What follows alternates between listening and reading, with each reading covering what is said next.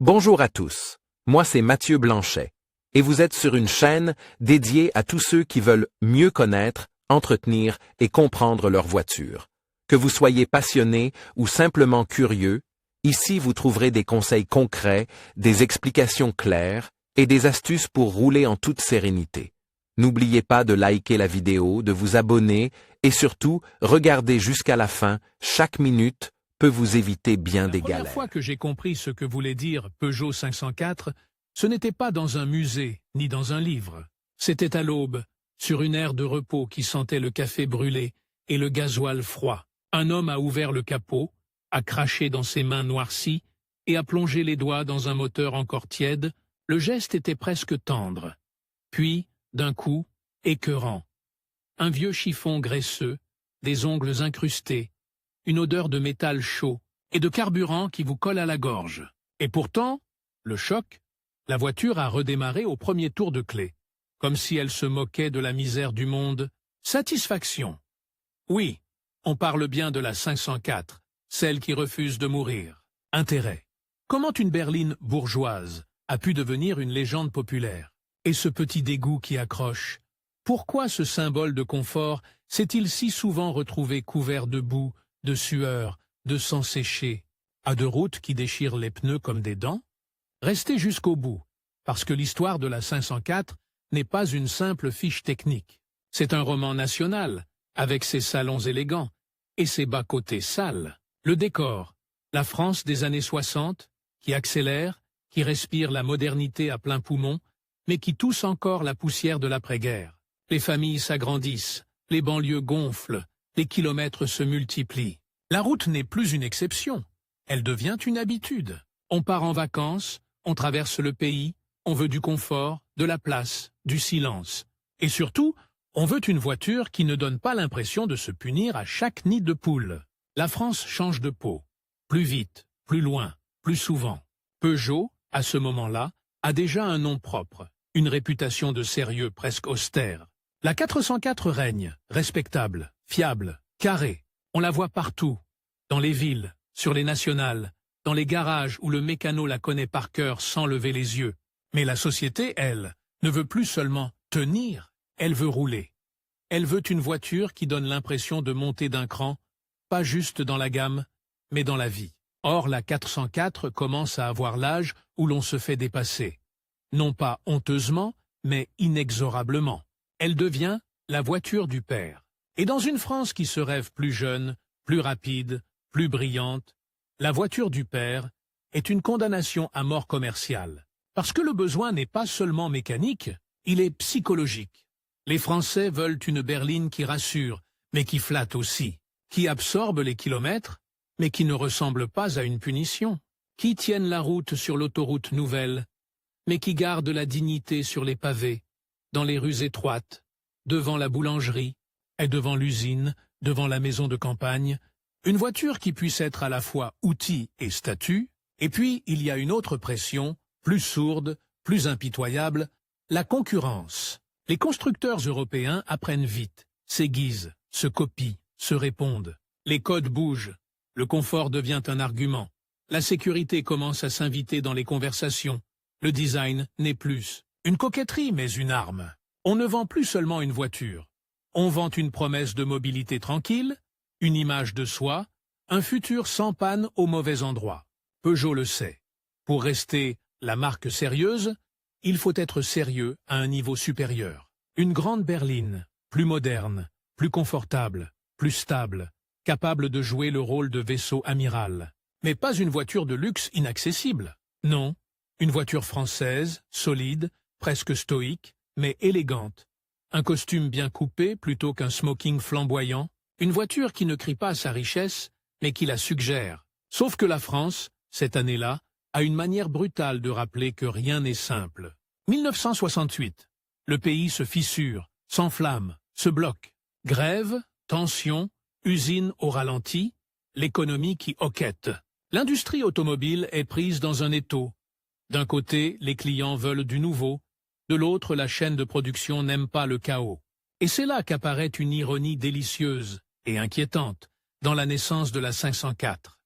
Elle est désirée comme une réponse à l'accélération du pays, mais elle arrive dans un moment où tout s'arrête, où la France retient son souffle.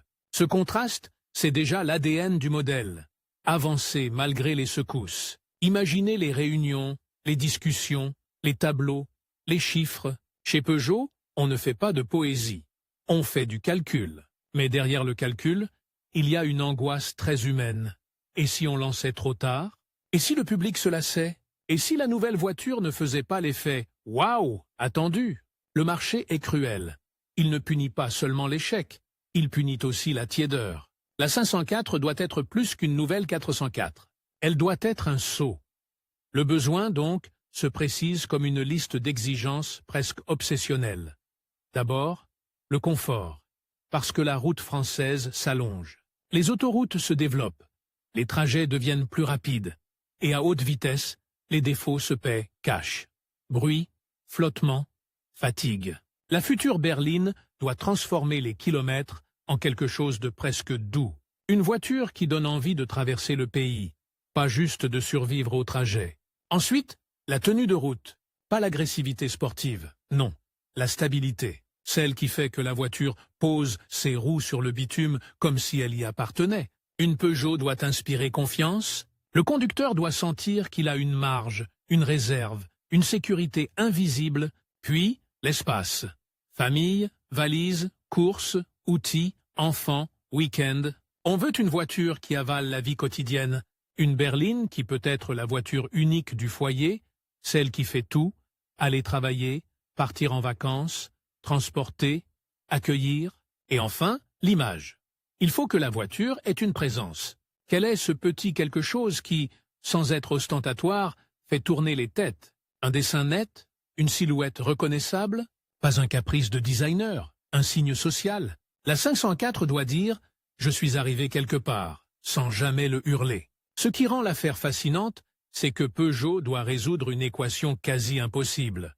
Rester fidèle à son identité de « mais toi ça », robustesse rationnelle, tout en répondant à une époque qui exige davantage d'émotion, c'est comme demander à un banquier d'être rockstar, sans perdre sa crédibilité. Et pendant que ses besoins s'empilent, il y a une autre réalité, plus rugueuse, qui tape à la porte. La voiture française, dans l'ACA, imaginaire collectif, doit aussi survivre à la vraie France. Pas la France des brochures, la France des routes secondaires, des hivers humides, des pavés, des ornières, des départs à froid, des garages sans chauffage. La France des conducteurs qui ne lisent pas les manuels, qui tirent sur le moteur, qui chargent trop, qui oublient l'entretien. Une voiture, ici, doit être un peu plus qu'un produit. Elle doit être une compagne résistante. Et Peugeot, à sa manière, comprend que sa future grande berline ne sera pas seulement jugée sur son confort neuf, mais sur son comportement après 10 ans de vie dure. Voilà pourquoi la 504 est une nécessité avant d'être une nouveauté. Elle naît d'un pays qui accélère, d'une classe moyenne qui s'affirme, d'une industrie qui doit prouver sa modernité sans perdre son âme. Elle naît aussi d'un malaise, la peur de devenir dépassé. Parce que dans ces années-là, être dépassé n'est pas une simple question d'esthétique, c'est une question de survie. Et il y a déjà un frisson de destin dans ce qui se prépare. On croit qu'on fabrique une berline de haut de gamme raisonnable, et on met en place, sans le savoir, un futur mythe. Un mythe qui, un jour, sera associé à des images contradictoires. La voiture propre du dimanche et la voiture sale des routes qui mange les hommes. Une auto capable d'être chic devant un hôtel et héroïque au milieu de nulle part. Parce que la 504, au fond, répond à un besoin que personne n'ose formuler clairement. Une voiture qui donne l'impression que le monde est maîtrisable, que la route, même longue, même mauvaise, même injuste, peut être apprivoisée. Une voiture qui dit « tu peux partir ». Et rien que cette promesse-là, dans une époque qui tremble, vaut de l'or.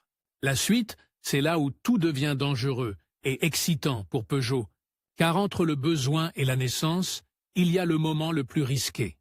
Le moment où l'on doit inventer une réponse concrète, concevoir, décider, trancher, et surtout choisir quel genre de voiture on va mettre dans le monde. Une voiture sage ou une voiture qui, sans le vouloir, finira par devenir immortelle. Ils avaient donc la liste des besoins, mais une liste ne fait pas une voiture. Une voiture naît quand les stylos commencent à rayer le papier comme des lames, quand les ingénieurs se disputent sur des millimètres, comme si c'était des kilomètres, quand un directeur tape du doigt sur une table en disant « Non, ça, on ne le livrera jamais ». Et à ce moment précis, la future 504 n'est encore qu'un secret fragile, un secret qui peut mourir à tout instant, dans un mauvais calcul, dans une pièce trop chère, dans une grève, dans une réunion où l'on choisit la mauvaise solution par prudence. Dans les ateliers et les bureaux, on parle d'elle comme d'un projet qui doit tout réussir en même temps. Être moderne sans être fragile, confortable sans être molle, élégante sans être prétentieuse. Pour Peugeot, le danger n'est pas seulement de rater une voiture, le danger c'est de rater une position, parce qu'une grande berline, dans une gamme, c'est un drapeau planté sur une colline. Si le drapeau tombe, tout le monde le voit. Alors il cherche un trait, un visage, une silhouette qui annonce la nouveauté au premier regard. Et là, Peugeot fait quelque chose d'à la fois rationnel et audacieux. Aller chercher l'élégance là où elle est presque industrielle, chez les Italiens. Ce n'est pas un caprice, c'est une décision froide. Pour que la voiture devienne désir, il faut qu'elle soit belle d'une beauté évidente, une beauté qui ne se défend pas, qui s'impose. Le dessin naît avec cette sobriété qui deviendra sa signature. Des lignes claires, une allure de berline sérieuse, mais sculptée, étirée, équilibrée. Le capot semble long comme une promesse, l'arrière net comme une conclusion. Et surtout, il y a ce regard, des optiques rectangulaires, presque sévères, qui donnent à la voiture un air de juge calme, pas un jouet, pas une fantaisie, un objet qui dit « je suis fait pour durer ». Mais pendant que le style prend forme, la véritable bataille se joue là où le public ne regarde pas, sous la peau, là où une voiture révèle si elle est un coup marketing ou un vrai outil de route. Peugeot, fidèle à son obsession de robustesse, ne veut pas d'une grande berline qui se contente d'être confortable sur une route parfaite. La France n'est pas parfaite, et le monde encore moins. Les ingénieurs travaillent donc sur un châssis qui doit être stable, tolérant, presque pédagogue, une voiture qui corrige les erreurs, du conducteur au lieu de les punir. Et c'est là qu'arrive un choix technique qui, sur le papier, semble presque trop généreux pour une familiale. Une suspension arrière, indépendante sur certaines versions, avec un train arrière sophistiqué, conçu pour donner à la voiture une tenue de route et un confort de haut niveau. Ce n'est pas juste une fiche technique, c'est une philosophie, une façon de dire que la route n'est pas une adversaire, mais une surface qu'on peut dompter, sauf que chaque sophistication est un piège. Plus c'est fin, plus c'est cher, plus c'est précis, plus ça peut casser. Et dans les réunions, vous pouvez presque entendre le dilemme. On peut faire simple, moins risqué, et se faire rattraper par les autres.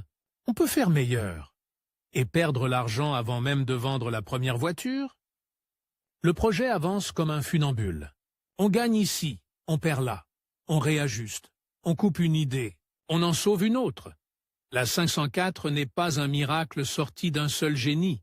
C'est un compromis de haute précision, un compromis où il ne faut surtout pas se tromper de côté. Vient ensuite la question qui fait transpirer tout constructeur. Les moteurs. Le public, lui, veut du couple, de la douceur, une montée en vitesse qui ne donne pas l'impression de se battre avec la mécanique. Peugeot a déjà des bases solides, mais une nouvelle berline exige une mise à niveau. On veut des moteurs capables d'emmener la voiture chargée, sur autoroute, en côte, sans essoufflement humiliant.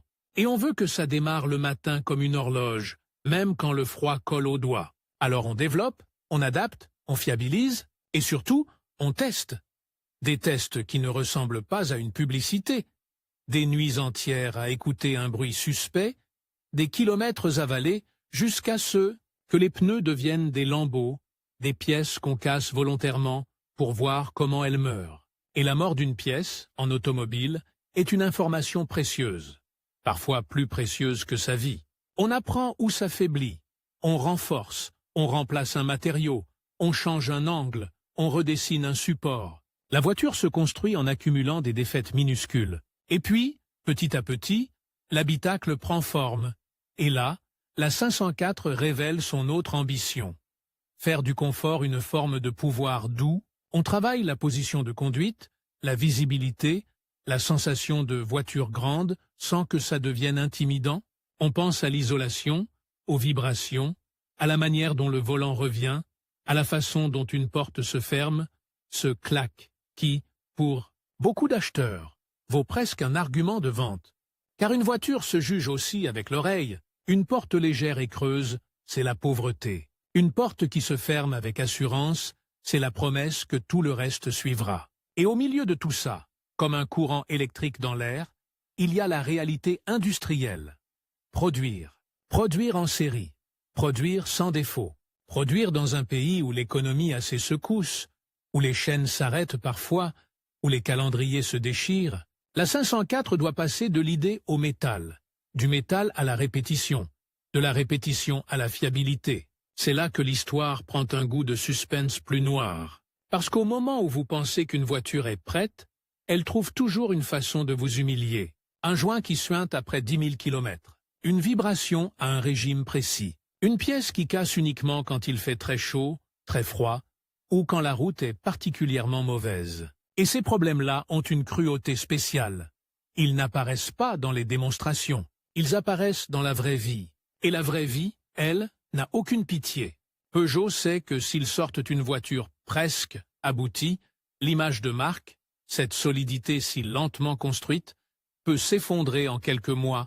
Alors on retarde, on corrige, on reteste. On accepte l'angoisse financière, parce que l'angoisse de réputation est pire. Et dans l'ombre, une tension gronde.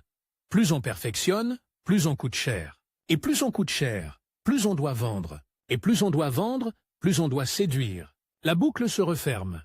Il y a aussi un autre point où la 504 se joue. La sécurité, qui commence à entrer dans les préoccupations sérieuses. À la fin des années 60, on ne parle pas encore de sécurité comme aujourd'hui. Mais la route tue, et tout le monde le sait. La 504 doit être une voiture stable, prévisible, qui donne au conducteur une chance supplémentaire.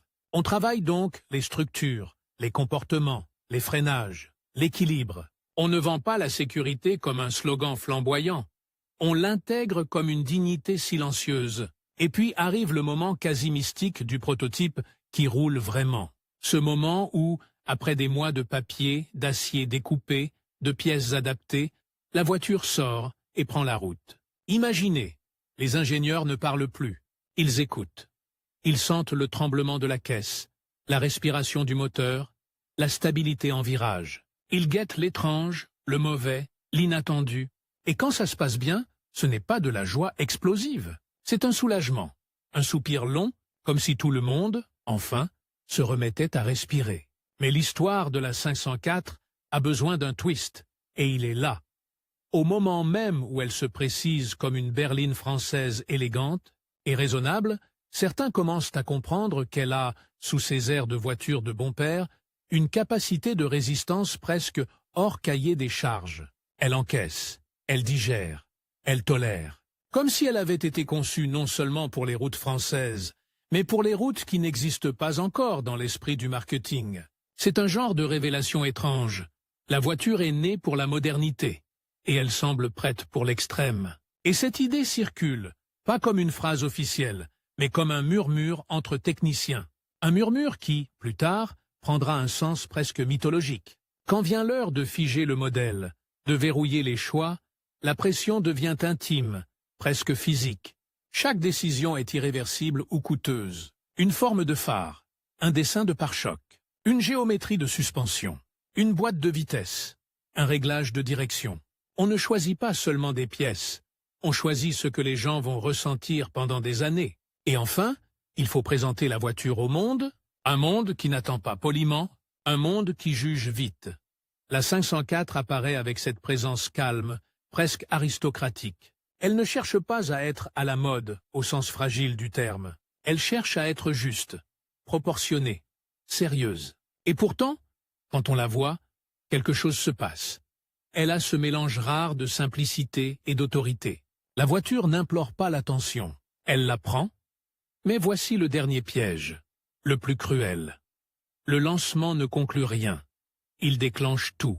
Car désormais, la 504 n'appartient plus aux ingénieurs. Elle appartient aux routes. Et les routes, elles, vont tester ce que personne ne peut simuler parfaitement. Les routes vont révéler la vérité. À ce stade, Peugeot croit avoir créé une grande berline capable de porter la marque dans une nouvelle décennie, mais la vérité, celle qui donnera à la 504 son aura, n'est pas encore visible. La vérité, c'est que cette voiture, conçue avec sérieux, va être arrachée à son rôle bourgeois et projetée dans des vies qu'elle n'était pas censée vivre. Elle va devenir taxi, voiture familiale, routière infatigable, symbole de respectabilité et parfois outil de survie dans des environnements qui n'ont rien à voir avec les brochures, et c'est là, exactement là, que l'histoire devient addictive. Parce que si la 504 a été pensée dans des bureaux, elle va être consacrée ailleurs, dans les mains des gens, dans la poussière, dans la boue, dans les longues heures de route. Là où un mythe ne se raconte pas, il se prouve. Quand la 504 arrive face au public, elle ne débarque pas comme une rockstar. Elle entre comme un personnage de roman bien habillé, qui n'a pas besoin de lever la voix pour qu'on l'écoute. Et c'est précisément ce calme qui crée le premier choc. La voiture ne promet pas l'aventure, mais elle a l'air capable de la survivre. Dans les vitrines, sur les photos, dans les rues, elle ressemble à une France qui voudrait être solide, élégante, stable, une France qui se dit « je peux avancer sans me casser ». Le marché, au début, réagit avec cette curiosité prudente typiquement française. On regarde, on compare, on touche la poignée, on écoute la porte, on s'assoit, on vérifie l'espace aux jambes, on fait un tour, on revient au garage, on réfléchit. La 504 n'est pas une pulsion, c'est une décision. Et dans le monde des berlines, une décision vaut plus qu'un coup de foudre, parce qu'elle se propage. Un acheteur convaincu devient une publicité vivante. Et la 504 va bientôt accumuler ce type de publicité comme un aimant. Dès les premiers mois, les conversations se cristallisent autour de sensations très concrètes. Le confort, d'abord, cette impression que la voiture avale les irrégularités comme si elle n'était qu'un bruit de fond, les longues distances deviennent moins agressives, moins fatigantes. Une berline qui ne vous lessive pas, c'est déjà une forme de luxe. Puis la tenue de route. La voiture est posée, rassurante, elle ne donne pas l'impression de flotter, elle ne punit pas au moindre écart. Ce n'est pas une sportive, mais elle a ce talent rare. Elle vous fait vous sentir meilleur conducteur que vous ne l'êtes réellement. Et ça, psychologiquement, est une drogue douce. Beaucoup d'autos vous intimidèrent. La 504, elle, vous adopte. Et enfin, l'allure, elle a ce dessin qui vieillit bien, ce mélange d'italien et de français. Sobre, mais pas froid. Sérieuse, mais pas triste. On la reconnaît vite. Et être reconnaissable, pour une voiture, c'est déjà commencer à devenir un symbole. Mais l'histoire ne devient pas culte seulement parce que le produit est bon. Elle devient culte quand la voiture sort du showroom et s'insinue dans la vie quotidienne au point de devenir une présence naturelle. Très vite, la 504 se multiplie dans des rôles qui fabriquent une légende. D'abord, la voiture de la famille, celle qu'on choisit pour l'espace, pour la solidité, pour les vacances. On la charge comme un animal de bas. Valise, glacière, poussette, sac de plage et parfois un vélo mal attaché qui claque au vent. Sur les nationales, elle déroule et on commence à associer la 504 à cette image française.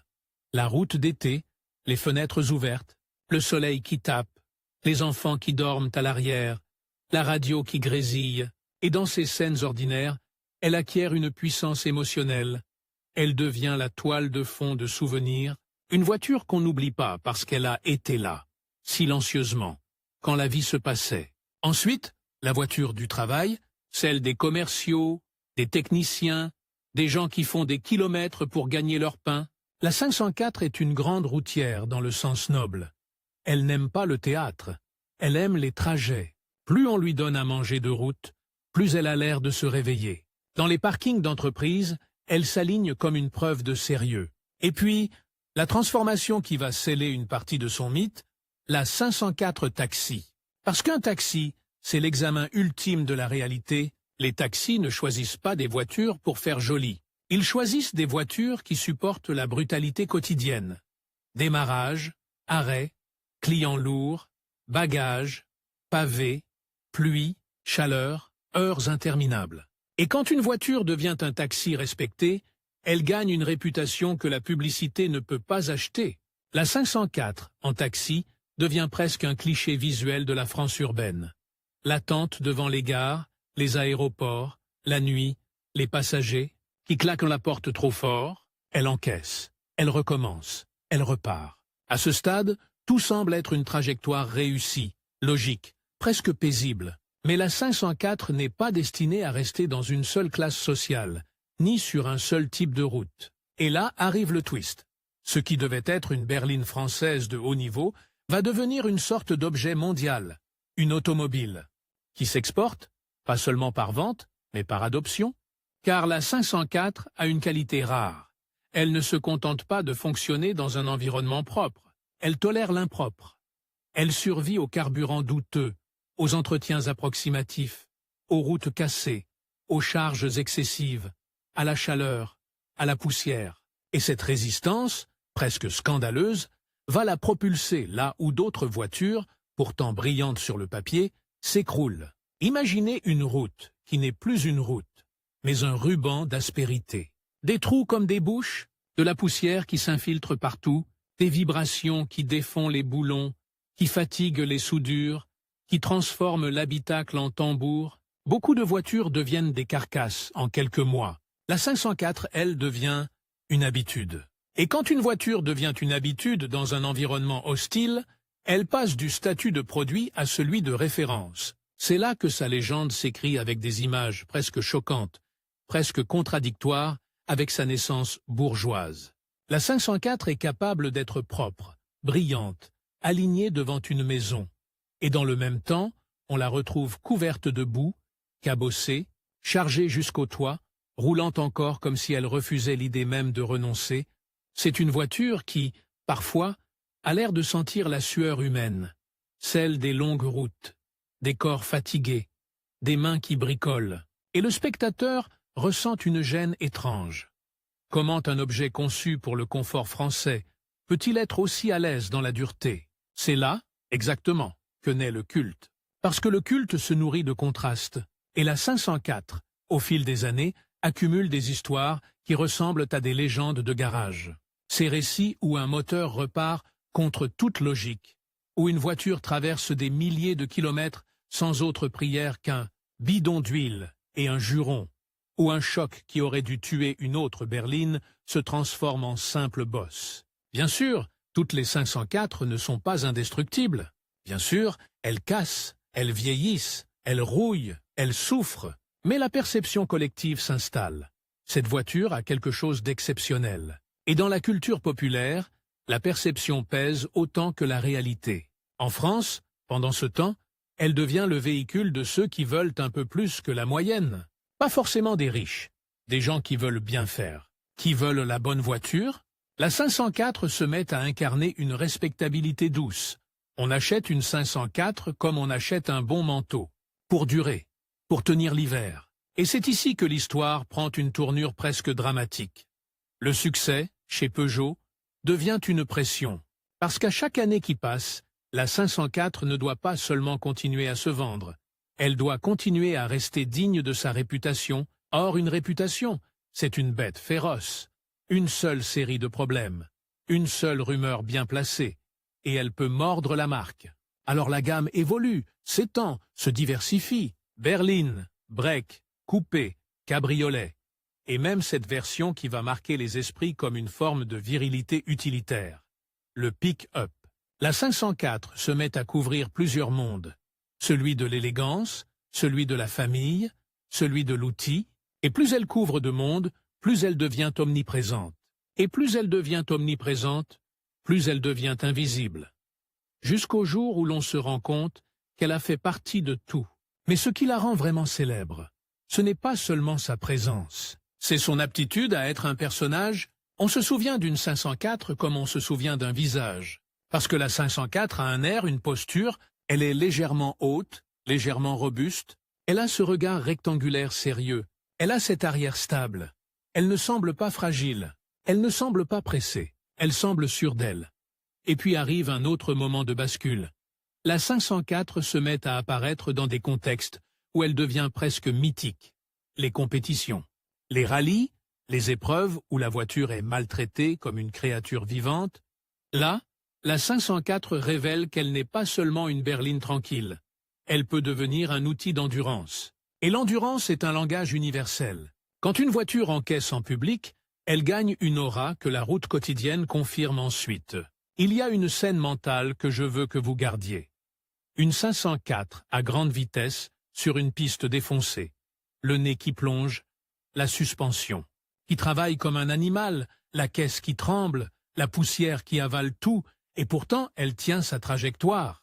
Cette image, même si vous ne l'avez jamais vue de vos yeux, vous pouvez la sentir. Et c'est cela qui crée le frisson. Parce que vous comprenez soudain que la 504 n'est pas juste une voiture. C'est une promesse de continuité dans un monde qui s'effrite. Et pendant que la France avance vers les années 70 et 80, un autre danger s'installe. Le monde change.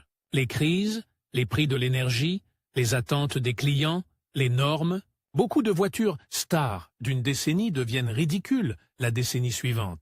Elles vieillissent comme des modes. La 504, elle, vieillit comme un meuble solide. Elle devient classique. C'est précisément ici que se fabrique le statut culte. Une voiture culte n'est pas seulement aimée, elle est reconnue comme un repère. On ne la juge plus seulement par comparaison, on la juge par nostalgie, par respect, par attachement. Et la 504, en France, devient ce repère étrange. Une voiture qui évoque une époque où l'on croyait que les objets étaient faits pour durer, où l'on pouvait réparer, où l'on pouvait comprendre la mécanique, où l'on pouvait faire confiance. Mais l'histoire n'a pas encore donné son dernier coup de théâtre. Car si la 504 devient culte en France, ce n'est pas uniquement pour ce qu'elle a été ici, c'est aussi pour ce qu'elle a été ailleurs, et pour ce que ce ailleurs renvoie en miroir à la France elle-même. C'est un boomerang symbolique, une voiture française qui devient un mythe mondial, et qui revient ensuite dans l'imaginaire français comme une fierté. Pas une fierté bruyante, une fierté silencieuse, presque intime. On a fabriqué ça. Et c'est cette fierté-là qui prépare la dernière partie de notre histoire. Ce que la 504 a laissé, ce qu'elle a changé dans l'industrie, dans la marque, dans la façon même dont on pense la robustesse, le confort, l'exportation, la longévité. Parce que le vrai héritage d'une voiture culte ne se mesure pas seulement en vente, il se mesure en empreinte. La 504 n'a pas seulement été achetée, elle a été vécue. Et quand une voiture est vécue à ce point, elle cesse d'être une simple automobile. Elle devient un morceau de culture. Il y a un moment étrange qui arrive avec les objets vraiment cultes. Ils cessent d'être anciens et deviennent éternels. La 504 a franchi ce seuil-là, pas parce qu'elle était parfaite, aucune voiture ne l'est, mais parce qu'elle a touché un air profond. La confiance. Une confiance mécanique, oui, mais aussi une confiance culturelle. La 504 a installé dans l'esprit français une idée presque naïve et pourtant puissante, qu'une automobile pouvait être un compagnon, durable, pas un simple produit périssable. Et cette idée, une fois plantée, ne s'arrache plus. Ce que la 504 a laissé dans l'industrie, on peut le raconter comme une empreinte en plusieurs couches. D'abord, elle a consolidé un type de grande voiture française qui n'essayait pas d'imiter les autres en criant plus fort. Elle a prouvé qu'on pouvait viser la classe supérieure sans singer le luxe ostentatoire. La 504 ne jouait pas au grand seigneur, elle jouait au solide. Et c'est un choix qui, industriellement, a été une leçon. Il existe un prestige de l'endurance, un prestige de la compétence, un prestige du « ça marche toujours ». Ensuite, elle a changé la manière dont beaucoup de gens ont compris la relation entre confort et robustesse. Avant elle, on opposait souvent les deux. Soit on avait le confort fragile, soit on avait la robustesse rustique. La 504 a proposé un troisième chemin, un confort sérieux, construit, pas décoratif. Un confort qui n'est pas une mollesse, mais une capacité à absorber le monde. Et c'est là qu'on touche quelque chose de presque philosophique. Une 504 bien née donne l'impression qu'elle filtre la violence de la route, comme si elle mettait une distance entre l'humain et l'agression du réel. C'est une forme de luxe profondément démocratique. Dans l'architecture même de la voiture, cette synthèse a laissé un héritage. La tenue de route sûre n'était pas juste un argument marketing, c'était une posture d'ingénierie. La 504 a participé à ancrer l'idée que la stabilité, la prévisibilité, la douceur de comportement sont des vertus qui valent autant que la performance brute. Beaucoup d'autos savent aller vite. Peu savent vous donner l'impression que tout ira bien. Or, sur la route, c'est cette impression qui fait que vous arrivez moins tendu, moins fatigué, plus vivant. Et dans un pays où l'on roule beaucoup, cette qualité devient un trait culturel. La voiture comme espace de respiration. Mais son héritage le plus spectaculaire n'est pas seulement français. Il est géographique. La 504 a montré à l'industrie que la destination d'une voiture ne se limite pas au marché où elle est imaginée. C'est une phrase simple, mais elle a fait mal à beaucoup de certitudes. On conçoit parfois une voiture pour un conducteur précis, un climat précis, un réseau routier précis. Et puis la voiture part, elle s'échappe, elle vit ailleurs, elle se fait adopter dans des conditions qui auraient dû la détruire. La 504 a transformé l'exportation en quelque chose de plus grand que la vente, une forme de validation planétaire. Parce qu'il y a une différence entre être exporté et être choisi. Exporter, c'est pousser un produit. Être choisi, c'est devenir une évidence. La 504 est devenue une évidence dans des environnements où l'évidence coûte cher. Et quand un objet devient une évidence dans le dur, il acquiert une aura presque morale. Il mérite sa réputation. Cette réputation a rejailli sur Peugeot comme un tatouage. Pas une campagne publicitaire, un tatouage. Cela a aussi influencé, dans l'industrie, la manière de penser la longévité. La 504 a existé dans le temps long, et elle a fait comprendre aux constructeurs quelque chose qu'ils n'aiment pas toujours entendre. La durée est un argument émotionnel. Le client ne dit pas seulement « je veux une voiture fiable », il dit « je veux une voiture qui ne me trahira pas ». Et ne pas trahir est une formulation presque intime, presque humaine. Une voiture qui tombe en panne au mauvais moment, ce n'est pas seulement une panne, c'est une humiliation, parfois une mise en danger, parfois un souvenir qui s'enfonce comme une épine. La 504, en devenant la voiture des taxis, des familles, des routiers, des régions, a mis en scène ce refus de trahir, et la mise en scène a été publique. On la voyait partout, on l'entendait dans les conversations, on la croyait incassable, même quand elle ne l'était pas. Parce qu'on avait vu trop souvent une 504 repartir après des traitements indignes. Ce mythe a eu une conséquence industrielle. L'idée que la réputation de fiabilité peut devenir plus précieuse qu'un design à la mode. Une mode dure un été. Une réputation dure 20 ans, parfois plus. Et puis, il y a l'héritage le plus subtil, celui de la réparabilité vécue. Ce n'est pas un mot glamour, réparabilité. Mais c'est un mot qui devient culte quand les gens commencent à se souvenir. La 504 a appartenu à une époque où la mécanique restait encore, pour beaucoup, un langage accessible. Pas facile, non, mais accessible. On pouvait comprendre, on pouvait apprendre, on pouvait bricoler, on pouvait sauver la voiture. Et ça, culturellement, crée un lien presque affectif. On n'abandonne pas la 504, on la remet sur pied, on l'aide. Elle est famille. C'est aussi pour cela que la 504 est cultissime, parce qu'elle a permis de raconter des histoires. Les voitures modernes sont parfois trop parfaites pour être romanesques. Elles font tout bien, et quand elles meurent proprement, par l'électronique, par l'invisible. La 504, elle, meurt rarement proprement. Elle se bat, elle donne des signes, elle se plaint, elle laisse une chance. Et quand elle repart, elle fabrique un récit. La voiture devient un personnage qui a survécu à un épisode de plus. En France, cet imaginaire s'est accroché à quelque chose de très spécifique. La 504 appartient à une époque où la route n'était pas encore saturée de la même manière, où les départs en vacances avaient un parfum d'expédition, où l'on traçait sur des cartes, où l'on s'arrêtait sur le bord, où l'on pouvait encore sentir le voyage. La 504 a été le décor de ces voyages.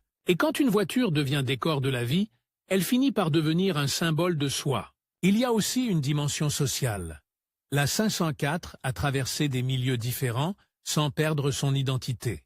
Elle pouvait être celle d'un cadre, et celle d'un artisan, celle d'un père de famille, celle d'un chauffeur, celle d'un type qui fait 800 km par semaine. Peu de voitures réussissent à être à la fois respectables et utiles sans se dénaturer. La 504, oui, parce que son élégance était humble et sa solidité évidente. Elle n'excluait pas, elle rassemblait. Et là, on touche à la raison profonde pour laquelle elle est culte en France. Elle incarne une idée très française de la dignité tranquille, une forme de qualité qui ne se vante pas, une forme de réussite qui ne fait pas de bruit. Quand vous voyez une 504, vous voyez une époque où l'on valorisait le sérieux, le durable, le raisonnable, mais avec une pointe de style. C'est un mélange qui parle à la France comme un accent familier. L'industrie, elle, a retenu la leçon sous forme de contradiction, car la 504 est aussi un rappel cruel. Plus une voiture devient durable, plus elle menace le modèle économique du renouvellement. Et c'est là que son mythe a quelque chose de presque subversif. Une 504 qui dure trop longtemps, c'est une voiture qui refuse la logique du jetable. Elle devient un objet de résistance passive. Elle dit, sans slogan, « Je ne suis pas un cycle, je suis une continuité ». Voilà le petit goût de révolte caché sous sa carrosserie sage. Et c'est peut-être cela qui la rend si attachante. Elle ne ressemble pas à une révolution, mais elle en contient une révolution lente, une révolution qui passe par l'habitude. Quand un objet résiste, il met en doute tout le reste, mais l'héritage de la 504 ne se réduit pas à la longévité. Elle a aussi contribué à figer une esthétique, celle de la berline à la fois nette et chaleureuse. Quand on regarde ses proportions, on comprend pourquoi elle traverse les années sans devenir ridicule. Elle a été dessinée avec une sorte d'équilibre humain, ni trop agressive, ni trop molle. Elle n'a pas cherché l'excès, et c'est précisément ce qui la rend intemporelle. L'excès vieillit mal, l'équilibre vieillit bien. Et puis, il y a le dernier twist, celui qui explique pourquoi vous voyez encore des 504 dans les souvenirs des gens comme une apparition presque sensuelle. Ce twist, c'est que la 504 est devenue culte parce qu'elle a existé à la frontière entre deux mondes. Le monde où l'automobile était encore un objet mécanique compréhensible, et le monde où elle devient progressivement un système complexe, plus distant, plus abstrait. La 504 est dans cet entre-deux où la voiture reste un compagnon. Après, peu à peu, elle devient un appareil. Quand vous parlez à quelqu'un qui a aimé une 504, il ne vous décrit pas seulement une voiture, il vous décrit une sensation de vie. L'odeur, le tissu, la façon dont la voiture se pose sur la route, le bruit du moteur, la chaleur qui monte, la lumière sur le capot, et parfois, il y a cette confession presque honteuse. Je l'ai vendu, et je l'ai regretté. On regrette rarement un objet banal. On regrette un morceau de soie. Ce n'est pas un hasard si, dans la mémoire collective, la 504 est souvent associée à des images contradictoires. La voiture propre, du dimanche, et la voiture sale du quotidien. La berline de ville et la routière de campagne. La voiture élégante et la voiture utilitaire. La voiture française et la voiture du monde. Cette capacité à être plusieurs choses à la fois, sans perdre son identité, c'est exactement ce qui fait un mythe. Un mythe n'est pas simple. Un mythe est multiple. Et quand on demande « Pourquoi est-elle culte en France ?», on peut répondre par une phrase froide. Fiabilité, confort, design, succès. Mais la vraie réponse est plus viscérale. Elle est culte parce qu'elle a donné aux Français une forme de sécurité émotionnelle, une preuve tangible que la modernité pouvait être stable, que le progrès pouvait durer, que l'on pouvait acheter un objet et ne pas se sentir prisonnier d'un futur de panne et de regrets. La 504 est devenue une référence de confiance. Et la confiance, dans un pays qui aime discuter, douter, critiquer, comparer, est peut-être la victoire la plus difficile. Une voiture qui gagne la confiance des Français gagne un petit morceau d'éternité. Revenez au tout début. L'homme sur l'air de repos, les mains noires, le chiffon graisseux, le goût du gasoil dans l'air. Cette scène est presque repoussante, oui, parce qu'elle montre la réalité brute de l'automobile. La saleté, la sueur, l'usure, mais elle est aussi, paradoxalement, une scène de beauté, parce qu'au milieu de cette crasse, il y a un miracle modeste. Un objet conçu il y a des décennies qui, malgré tout, accepte encore de démarrer et de vous emmener quelque part. La 504, au fond, n'est pas seulement une voiture culte, c'est une promesse tenue